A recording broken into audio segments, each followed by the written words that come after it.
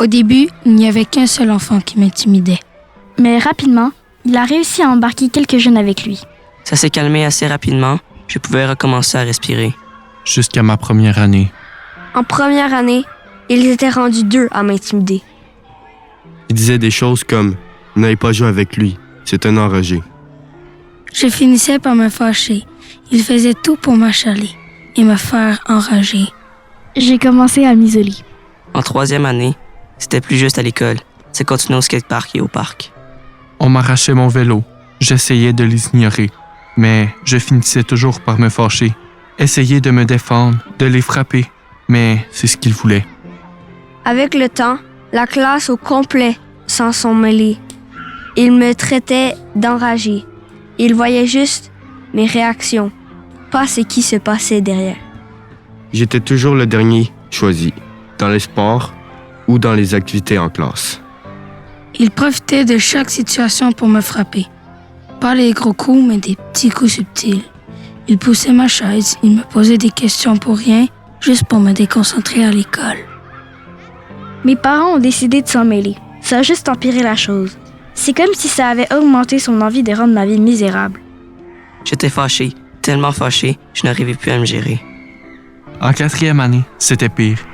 Il détruisait ce que je construisais, se moquait de moi devant tout le monde. Ce n'était plus seulement à l'école et au parc. Ça se poursuivait chez moi par mes frères. Je ne pense pas qu'il comprenait ce qu'il faisait, qu'il comprenait ce que je vivais à l'école, qu'il comprenait ce que ça me faisait. En 5e année, ça s'est calmé. Pendant un moment, celui qui était mon intimidateur à l'école s'est même excusé. Après quelques mois, tout a recommencé. Il s'assoyait près de moi, prétendait être mon ami, mais m'intimidait discrètement dès qu'il le pouvait. Je ne savais plus quoi faire. J'étais en colère. J'essayais de me défendre en le frappant. Ça n'a pas aidé mon cas. 3, 4 visites chez le directeur. Il pleurait. C'était lui la victime et moi l'intimidateur. Personne ne voyait ce que je vivais depuis des années. En 6e année, on m'a enfin pris ma défense. Le groupe a enfin compris. Ça s'est finalement calmé. Aujourd'hui, j'en suis toujours marqué. J'ai de la difficulté à prendre ma place en public. J'apprends toujours à gérer mes émotions et ma colère. Mais je suis prêt à lutter. L'intimidation, ça doit cesser. Bienvenue à notre podcast « L'intimidation vue par les ados ». Dans cette série, on essaie de faire un portrait de l'intimidation vue par les jeunes. On discutera avec des adolescents des différentes formes d'intimidation qu'ils peuvent vivre, des réactions, des témoins et des adultes, ainsi que des conséquences que ça peut avoir sur les victimes. On essaiera ensemble de trouver des solutions pour changer les choses. Dans ce dernier épisode, on revisite l'histoire que vous venez d'entendre. Bonjour, je suis Jessie, directrice de la Maison des jeunes de Waterville. Aujourd'hui, je suis en compagnie de Maxime Hocheval, coordonnateur à l'animation, de Victor, Émile, Amélia, Darcy, Tristan et Édouard, 6 adolescents qui fréquentent notre organisme. Comment ça va? Bien, merci. Super bien. Merci de vous joindre à nous pour ce dernier épisode de notre série. Aujourd'hui, on va regarder ensemble l'histoire d'Alex. Dans son témoignage, on voit qu'il a vécu de l'intimidation pendant plusieurs années avant que ça finisse par se calmer. Comment cette histoire-là vous a fait vous sentir? Qu'est-ce que vous en pensez? C'est assez lourd comme histoire, je trouve, parce que il a vécu ça pendant plusieurs années, puis il a réussi à passer à travers, puis je trouve que c'est vraiment courageux de la part d'Alex, là. Moi, je trouve ça aussi plate pour Alex qui a vécu ça pendant 6 années. On voit aussi que qu'il disait ça a changé, tout comment la perception, tout changé son caractère, il a tout changé. Ouais, on voit que les conséquences, ils perdurent dans le temps, ça dure se faire blesser comme ça. Ouais, comme il disait tantôt, il y a encore de la difficulté à gérer s'ouvrir. Gérer ses émotions. À gérer ses émotions, à prendre sa place en public, ouais. À la lumière du témoignage qu'on a lu tous ensemble, quelle forme d'intimidation on peut retrouver dans cette histoire-là? Je pense que l'exclusion sociale, comme on a entendu, il a dit que c'était toujours le dernier à être choisi dans les cours puis dans les trucs sportifs. Mm-hmm. Mm-hmm. On a d'autres. Dans le texte, il y a aussi de la violence physique. Il disait qu'il trouvait toujours une petite occasion pour le frapper. Ouais, puis pour pousser sa chaise aussi, là, des fois. Est-ce qu'il y a d'autres sortes d'intimidation qu'on voit? Ouais, il y a aussi de l'intimidation verbale. Comme il disait qu'il traitait d'enragé puis qu'il incitait le monde à le traiter d'enragé. Il incitait le monde à dire lui, c'est un pas bon, devenez pas ami avec lui, arrêtez de jouer avec lui pour l'exclure, puis genre qui pour l'intimider finalement. Puis habituellement, l'intimidation, c'est souvent l'intimidateur rabaisse les autres pour se remonter lui-même. Puis, dans son témoignage, quel genre de réaction on voit que les gens autour ont adopté? On voit que sa classe a le plus adopté le côté de l'intimidateur.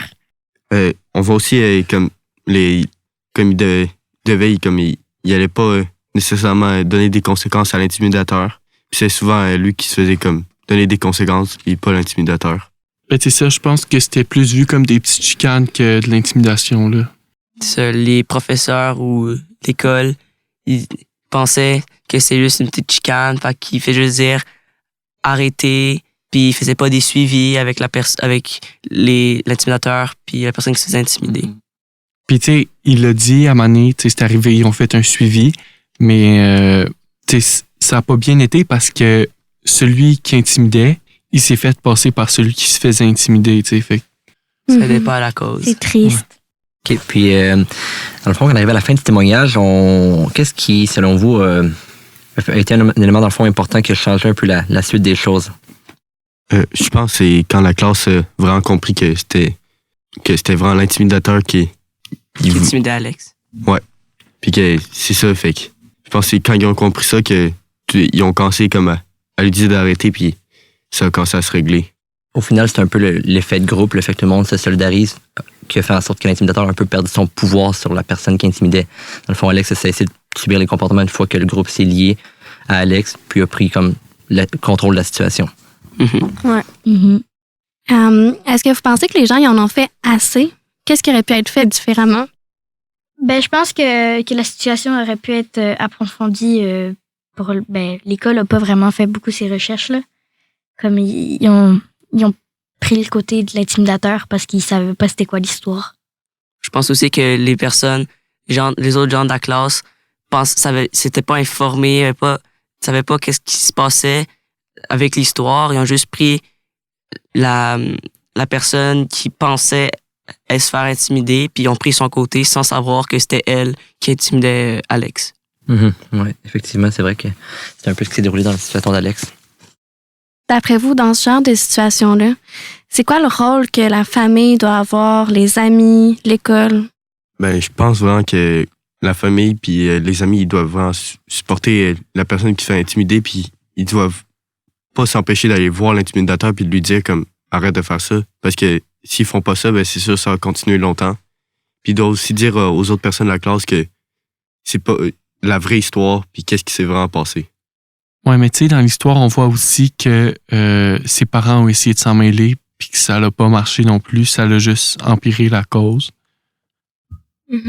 On sait pas, on n'a pas beaucoup de détails sur qu'est-ce qui s'est passé, comment les parents s'en sont mêlés. Mais peut-être qu'en parlant directement avec Alex, les parents auraient pu établir un plan puis essayer de voir qu'est-ce qui se passait vraiment, puis peut-être de parler avec l'intimidateur puis Alex pour essayer de gérer la situation avant que ça dégénère. Là. D'après vous, quelles sont les répercussions que ça a pu avoir sur Alex, tout ça? Ça dit dans le texte que ça le marque encore à ce jour.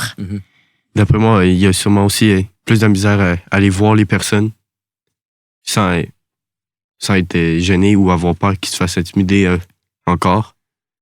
Ouais, tu sais, comme un manque de confiance genre envers les gens là. Ça, après s'être fait rabaisser pendant 6 ans à l'école, il essaie petit peu de revenir, de reprendre confiance en soi.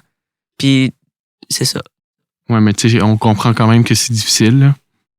Bon, maintenant qu'on arrive à la fin du projet, Moi, j'aimerais savoir comment vous avez aimé ça, cette expérience-là de podcast. Le studio, il est trop beau. Il est tellement bien dormi. Les lits sont tellement confortables. Sérieux. Mais c'était vraiment une belle accueil. On est rentré, on a tout de suite été accueillis, puis on nous a tout fait visiter le grand studio. C'était vraiment chaleureux. Ben, comme tu disais, l'accueil par Eric, c'était super. Puis aussi, la maison est tellement grosse. Puis l'expérience d'enregistrer un podcast, mettons, comment vous trouvez ça? Moi, j'ai vraiment aimé l'expérience d'enregistrer parce que c'était la première fois que je faisais ça dans ma vie, première fois que tu parles de l'intimidation, mais vraiment pour sensibiliser le monde dans un studio. Puis je trouve vraiment que c'est une expérience de vie qu'il faut vraiment faire au moins une fois dans sa vie. Ouais, je suis d'accord. Moi aussi. Mais tu sais, je pense qu'on a tous déjà pensé faire ça, mais qu'on se disait que ça allait jamais arriver. Puis là, voilà, ça arrive, là. Venez faire un tour à la Maison des Jeunes de Waterville. C'est de l'incitation, ça. Dans le fond, pour terminer un peu, quel impact est-ce que vous aimeriez que le podcast ait dans la vie des auditeurs? Ben, aller sensibiliser à l'harcèlement, à l'intimidation, que si jamais ils se rendent compte que leurs enfants en vivent, ben, qu'ils puissent avoir potentiellement des ressources pour régler le problème. Puis aussi, peut-être si leurs enfants en font, peut-être qu'il faudrait leur parler pour leur dire que c'est vraiment pas bien, puis qu'il faut qu'ils arrêtent ça. Puis que aussi, s'il y a des professeurs qui écoutent, qui vont savoir comment mieux gérer ces cas-là. Ben, moi, j'ai voulu faire le podcast pour aussi expliquer aux plus jeunes c'est quoi vraiment. Un gros merci pour votre implication dans le projet. Ça met déjà fin à notre série L'intimidation vue par les ados. Merci d'avoir été à l'écoute. Bye. Bye. Bye. Bye.